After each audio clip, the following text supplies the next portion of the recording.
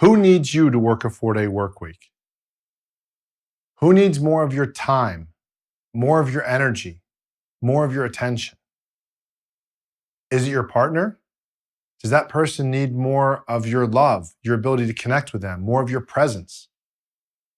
Is it your children? Do they need you to be more present when they come home from school so you can listen to them and hear what's actually going on in their day? When they come home from school, there's that 15 to 30-minute window where they'll actually tell you what's going on. And then after that, if you ask them if it's a couple hours later, they'll just say, oh, I'm fine, everything's good. Not because they've shut down, just because they're onto something else.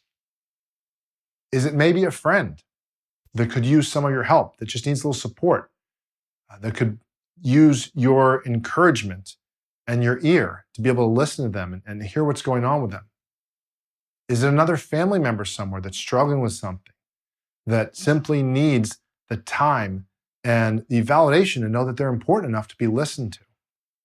Is it your community? Are there people that perhaps need you to be more present and share some of your gifts that maybe they're very valuable in the work world, but they're even more valuable to the nonprofits or to just people you help? So I encourage you to really consider this concept of whether it's specifically a 4-day work week or making more time for life in general, that there's always an opportunity cost to things. And so often we talk about, well, gosh, you don't know what you got till it's gone.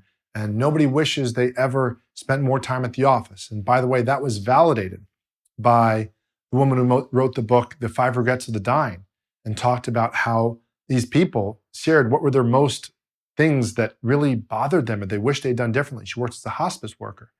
And number 2 on it was they wish they'd spent less time at work. And that's not a knock on work. I love my work. I'm doing my work right now. But at the same time, there are other things in the universe, other things in the world that we can be enjoying and contributing to. So I encourage you not just to think of financial opportunity cost, because it's easy to say, well, if I work a 4-day work week, logically, on some level, maybe I'm leaving some money on the table. Now, of course, if it's an unproductive 5th day, you're not. But if it's a productive 5th day, yeah, you probably are leaving some money on the table, and there's a reality to that. But when you're working 5 days or 6 days a week, there's an emotional cost or a relational cost or a psychological cost or a life experience cost. There's something else. Again, there's a flip side to opportunity cost. What are you missing out on? And so somewhere there's somebody in your life or a person or an organization that might be in a better position, that might be happier, that might enjoy life more. And that might, in fact, even impact you in some way. So I encourage you to consider that. And if you're not sure, ask the people around you, hey, why don't we do this on Friday? Why don't we go do this? You have time to do this? Or just start making more time to them. And if you fill up your weekend with things that you're doing, you say, wow, gosh, I filled up my weekend and now I need a day just to get caught up. Well, why that, Wade? Well, because on Fridays, nobody can take time off. I mean, I can, I'm an entrepreneur, but they can't. But so I'm present with people socially from Friday afternoon till Sunday evening, and then I need a day to catch up. Great, okay. So if people aren't available in general on the other days, great. You connect with them on the weekends and then you use your Friday to do your personal chores or whatever it might be. And by the way, in today's market, and today's people working from home and different things, people are on all sorts of schedules. So there's almost always something going on socially. So again, this is not a knock on work. Work can be awesome. It can be extremely fulfilling and enjoyable, but there's other things as well. So I encourage you to think, not just what are you missing out on, but somewhere is there somebody whose life would be better, even if it's you mentoring other people that are, let's say, younger than you in the same profession, but you're taking your skills now and you're using it for something to teach somebody something.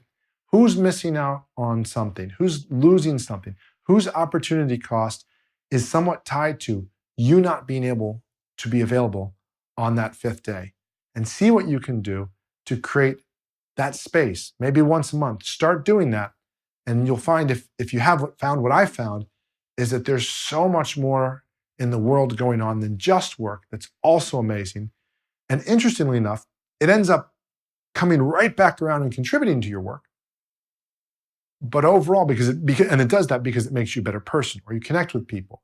And then sometimes the people, by the way, who are volunteering are the people that also are making enough money and have their businesses in order enough to volunteer. And then so sometimes you actually do make business opportunities at volunteer things or stuff like that.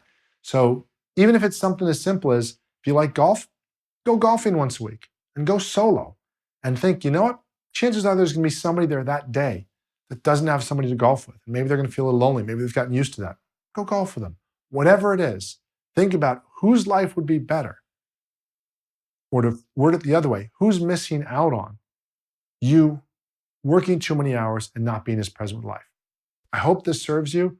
I hope this inspires you. It's not meant to put us down. I listen to these things as I say them. There's a concept that when you're a coach or a teacher, that so many of the things you bring up are the lessons you need to learn. I've learned this in different ways. I continue to apply it myself. I hope it serves you, your loved ones, your family. And as always, I look forward to helping you make more money in less time, doing what you do best. As entrepreneurs, we sometimes need to be locked in a room to get something done. We have a workshop called 4-Day Workweek Entrepreneur Academy, where in 2 days we help you put together your game plan to create a 4-day workweek lifestyle. You'll be in the room with other entrepreneurs who are networking with each other, creating a support network to implement throughout and after the program, and also understanding and learning the fundamentals of how to best do this.